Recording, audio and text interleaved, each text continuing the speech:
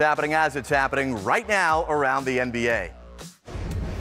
For whatever reason, the All-Star thing has just never happened. And for once, I just thought, hey, maybe I should let people know that, it is on my agenda. It is something that I really want. A candid Conley joins us before the Grizz play in New Orleans. Property vacant. Joel Embiid needs tonight to rest. So what happens with that real estate he claims to own in the head of Andre Drummond? Durability and availability. How many games can a player miss and still win MVP? We'll ask the man in charge of the MVP ladder, Sekou Smith. He is here revealing a shakeup atop this week's list. We're talking with the newsmakers and news reporters with opinion, perspective, and predictions. This is 10 Before Tip, presented by Ford.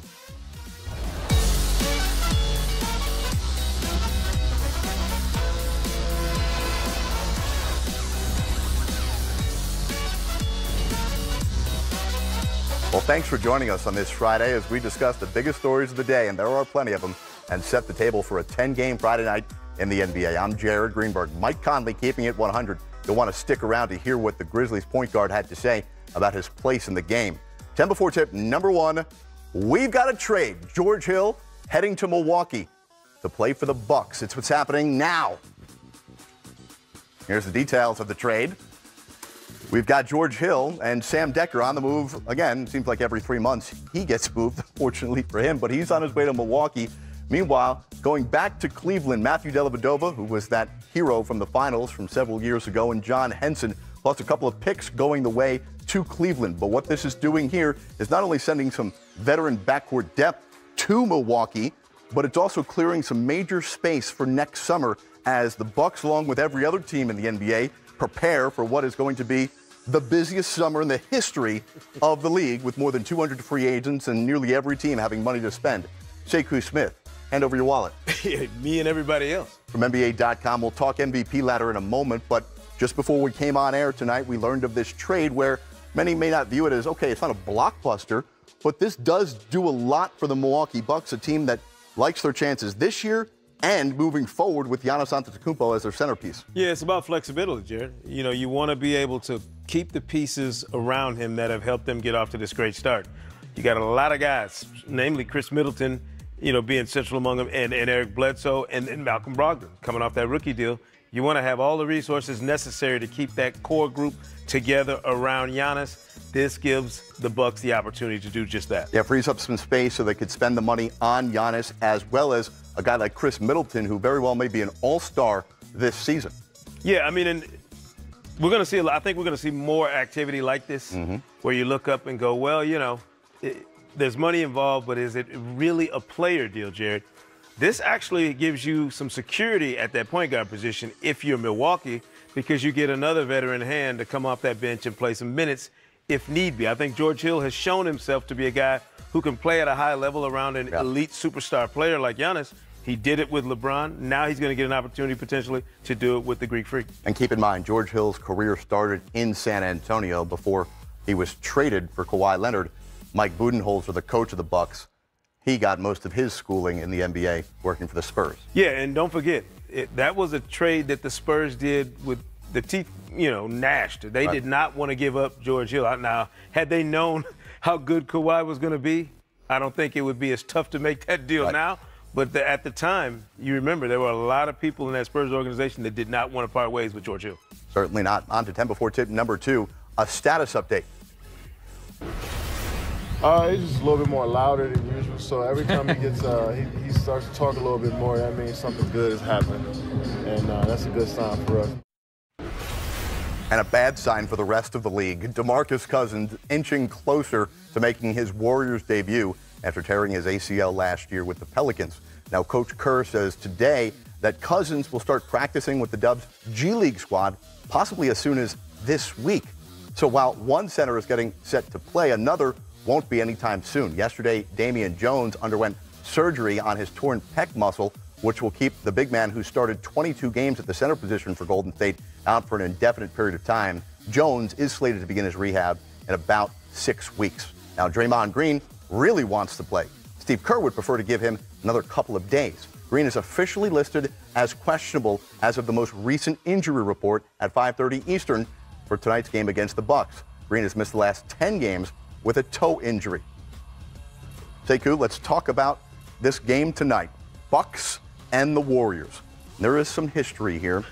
Tonight, the Milwaukee Bucks can become the first team from the Eastern Conference to beat the Warriors 4 times during the Steve Kerr era.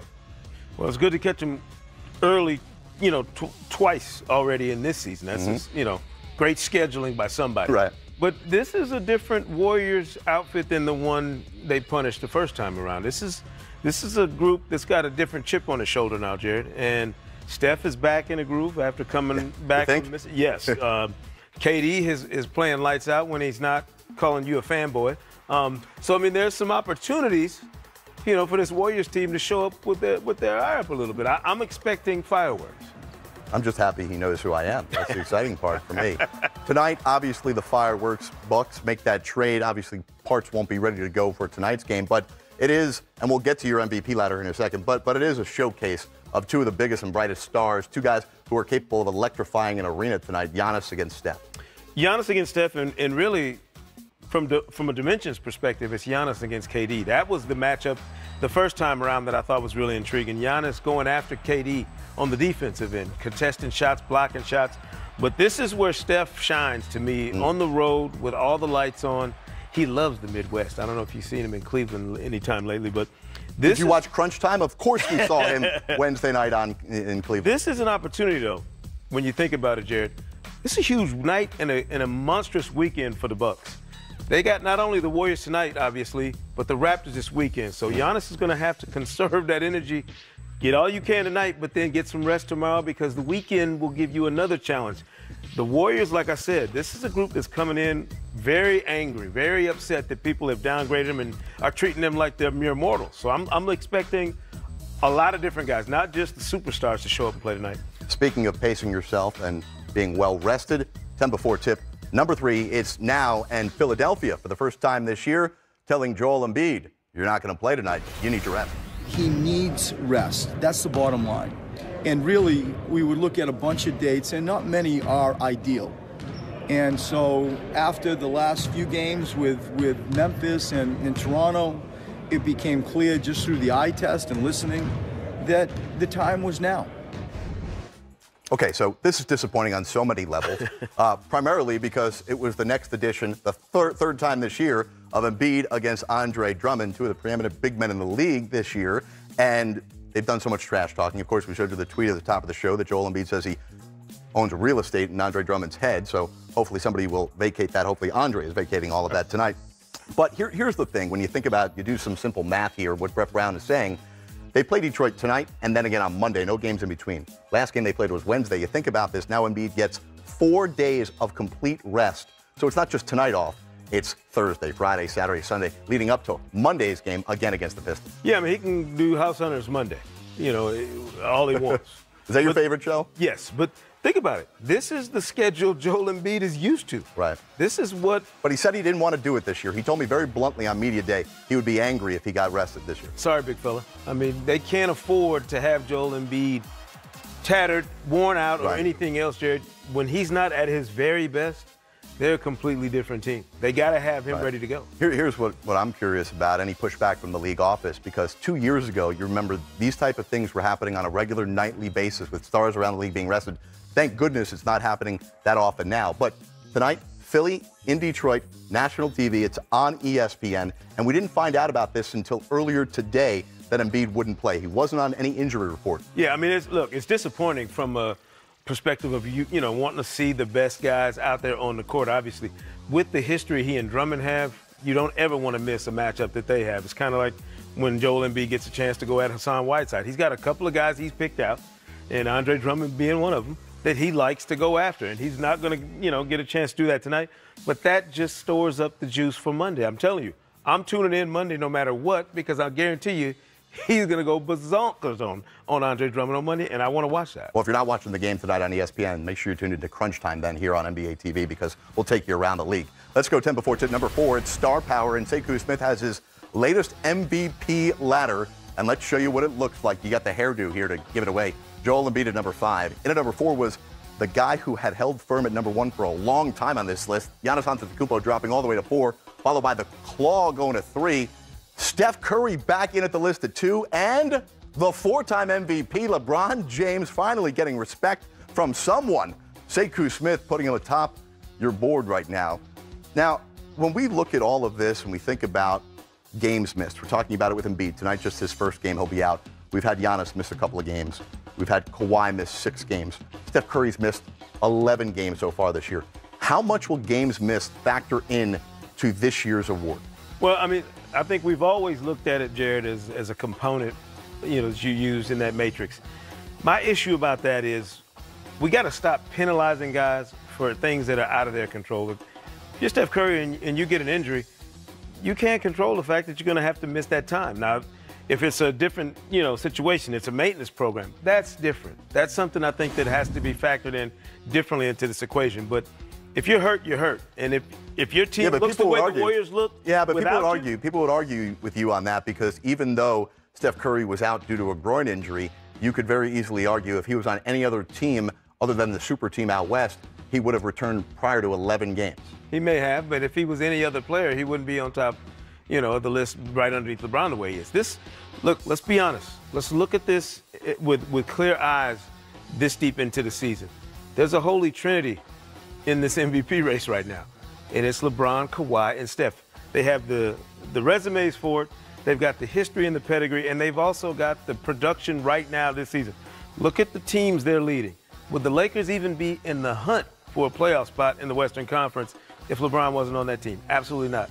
We saw what the Warriors look like, how normal they look without Steph, even with Kevin Durant, another MVP, Klay Thompson, other All-Stars healthy.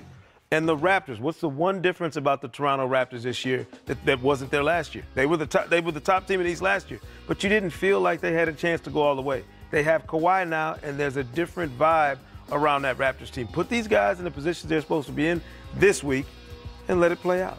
How much are you looking at LeBron's supporting cast when determining whether he's in the one spot this week or you move him in future weeks? It depends. What kind of production you got out of that supporting cast. But if we're going to be honest about it, what other player in the league could transport himself from place to place the way LeBron has and uplift the entire organization the way he does?